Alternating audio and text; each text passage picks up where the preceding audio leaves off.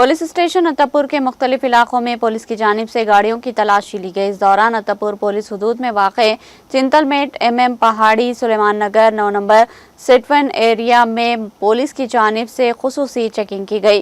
Rajendra Nagar ACB Srinivas, Attapur circle के Nageshwar Rao, मलारदेवपल्ली DI के अलावा राजेंद्र नगर ट्रैफिक पुलिस ने इस मुहिम में हिस्सा लिया। आज रात अत्तापुर पुलिस स्टेशन लिमिट्स में 10 बजे से लेके 1 बजे तक as part of visible policing CP sir instruction के हिसाब से हम लोग ये विजिबल पुलिसिंग करें और 3 जगह में हम लोग MM पहाड़ी, चिंतलमेट और NM गुड़ा ने व्हीकल चेकिंग का ऑर्गेनाइज करा और ये आइसोलेटेड प्लेसेस चेक करें, पान शॉप्स चेक करें।